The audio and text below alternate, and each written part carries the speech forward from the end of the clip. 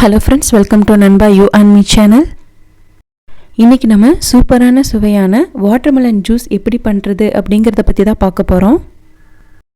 வெயில் காலம் வந்தாச்சு. உங்களுக்கு உடம்பு ரொம்ப ஹீட்டாக இருக்குது, உடல் சூட்டை தணிக்கணும் அப்படின்னா முதல்ல நம்ம எடுத்துக்க வேண்டியது இந்த வாட்டர்மெலன் ஜூஸ் தான். நோன்பு ஆரம்பிக்க போகுது. உங்களுக்கு இஃப்தாருக்கு நோன்பு திறக்கிறதுக்கு இந்த மாதிரி வாட்டர்மெலன் ஜூஸ் செஞ்சு பாருங்கள். உங்களுக்கு உடலில் இருக்கிற சூடு அத்தனையுமே நல்லா தணிஞ்சிரும். வாட்டர்மெலன் ஜூஸ் எப்படி பண்ணுறதுன்னு பார்க்குறதுக்கு முன்னாடி நம்ம சேனலை சப்ஸ்கிரைப் பண்ணாதவங்க சப்ஸ்கிரைப் பண்ணிக்கோங்க. அப்படியே பக்கத்தில் இருக்கிற பெல் ஐக்கானை கிளிக் பண்ணி அதில் ஆளுங்கிற நோட்டிஃபிகேஷனுக்கான கிளிக் பண்ணிங்கன்னா நம்ம சேனலில் போடக்கூடிய அடுத்தடுத்த வீடியோக்கள் உங்களுக்கு நோட்டிஃபிகேஷனில் வந்துடும். வாங்க ஃப்ரெண்ட்ஸ், வீடியோக்குள்ளே போகலாம். இப்போ நம்ம எடுத்து வச்சுருக்கிற தர்பூசணியை நல்லா சின்ன சின்ன துண்டாக கட் பண்ணி இதில் நம்ம சேர்த்திக்கலாம். இப்போ இந்த தர்பூசணி பார்த்திங்க அப்படின்னா நம்ம தர்பூசணி இந்த கோடைக்காலத்தில் எடுத்துக்கிறனால சர்ம நோயிலிருந்தும் பாதுகாப்பு கிடைக்குது. இதில் இருக்கிற அதிகமான நீர்ச்சத்து உங்கள் உடல் சூட்டை குறைக்கிறது மட்டும் இல்லாமல் உடம்புல இருக்கிற கெட்ட கொலஸ்ட்ராலையும் இது கரைக்குது. இந்த தர்பூசணியில் அதிகமான இரும்புச்சத்து இருக்குது. நம்ம இந்த தர்பூசணி அரைச்சிட்டு இதை நல்லா வடிகட்டிக்கலாம். ரத்த ஓட்டத்தை சீராக்கி உயர் ரத்த அழுத்தத்தையும் இதை குறைக்குது. இப்போ பார்த்திங்கன்னா இந்த தர்பூசணியை நல்லா அரைச்சி இதை நல்லா வடிகட்டியாச்சு. இந்த தர்பூசணியை ரொம்பவும் நல்லா அரைச்சிடக்கூடாது. அந்த சீடோடு சேர்த்து அரைச்சிட்டோம் அப்படின்னா அதோட டேஸ்ட்டு மாறிடும். அதனால் ப்ளஸில் அந்த மிக்ஸியில் இருக்கிற ப்ளஸில் ஒரு 2 to 4 ப்ளஸில் மட்டும் வச்சு எடுத்திங்கன்னா போதும்.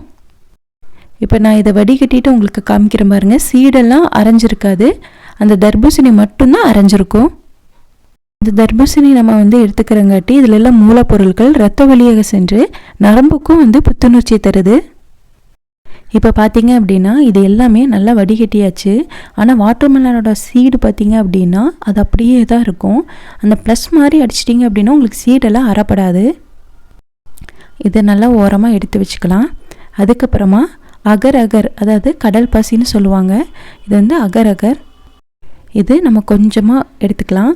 இதில் கொஞ்சம் தண்ணி ஊற்றி ஊற வச்சுக்கலாம். ஊற வச்சுட்டு நீங்கள் செஞ்சீங்க அப்படின்னா நல்லா சாஃப்டாக வரும். ஒரு அரை மணி நேரம் இதை நல்லா ஊற வச்சுக்கலாம்.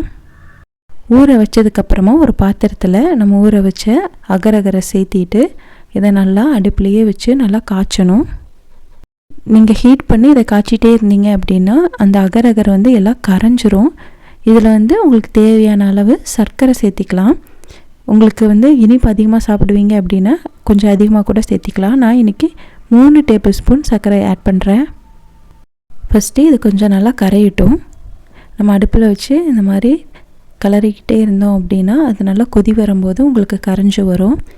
பார்த்தீங்கன்னாலே உங்களுக்கு தெரியும் கொஞ்சம் நல்லா கொஞ்சம் கரைஞ்சிருச்சு. இதுக்கப்புறமா நான் இன்றைக்கி 3 டேபிள் ஸ்பூன் சர்க்கரை ஆட் பண்ண போகிறேன். உங்களுக்கு இனிப்புக்கு தகுந்த மாதிரி நீங்கள் சர்க்கரை அதிகமாக சேர்த்திக்கங்க. நான் இன்றைக்கி கொஞ்சம் தான் எனக்கு எடுத்துருக்கிறனால உங்களுக்கு 3 டேபிள் ஸ்பூன் சர்க்கரை ஆட் பண்ணியிருக்கேன். நம்ம தர்பூசணி ஜூஸ்லேயும் சர்க்கரை ஆட் பண்ணுறனால இதில் உங்களுக்கு அளவாக ஆட் பண்ணியிருக்கேன். இப்போ நல்லா கொதித்து எல்லாமே கொஞ்சம் நல்லா கரைஞ்சிருச்சு. உங்களுக்கு பார்த்தாலே தெரியும். இதை என்ன பண்ணணும் அப்படின்னா ஒரு தட்டில் அப்படியே நம்ம ஊற்றி வச்சிட்டோம் அப்படின்னா அது நல்லா செட் ஆகிக்கும். இதில் நம்ம எந்த கலரும் நம்ம ஆட் பண்ண போகிறது கிடையாது. நம்ம இதில் தர்பூசணியை நம்ம அரைச்சி வச்ச ஜூஸை மட்டும்தான் ஒரு 3 கரண்டி ஆட் பண்ண போகிறோம். இதில் வேறு எந்த கலரும் ஆட் பண்ணுறதில்ல. இந்த மாதிரி தர்பூசணியை அரைச்சி வச்ச ஜூஸ் எடுத்து ஒரு 3 கரண்டி நல்லா கலக்கி வச்சிட்டோம் அப்படின்னா உங்களுக்கு நல்லா கலராக செட் ஆகிக்கும். உங்களுக்கு அதிகமாக கலர் வேணும் அப்படின்னாலும் நீங்கள் அப்படி தர்பூசணி ஜூஸ் கொஞ்சம் நிறையா சேர்த்திட்டீங்க அப்படின்னா அதுக்கு தகுந்த மாதிரி உங்களுக்கு கலராக இருக்கும். இதை அப்படியே நல்லா மிக்ஸ் பண்ணி நல்லா மூடி போட்டு ஒரு இடத்துல வச்சுக்கலாம். ஒரு 1/2 அன் ஹவரில் இது நல்லா செட் ஆகிக்கும்.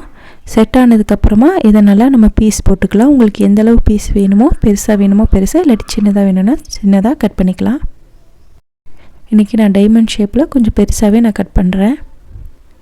நல்லா செட் ஆகிக்கிச்சு. உங்களுக்கு நல்லா தனித்தனியாக பீஸாக உங்களுக்கு நல்லாயிருக்கும். இதை நீங்கள் சாதாரணமாக வெறுவாயிலே நல்லா சாப்பிட்லாம்.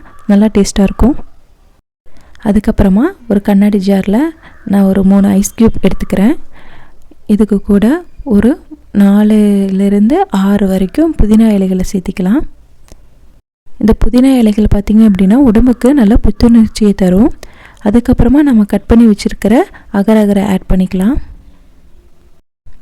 அதுக்கப்புறமா தர்பூசணி துண்டுகளை வந்து குட்டி குட்டியாக கட் பண்ணி வச்சுருக்குறோம்.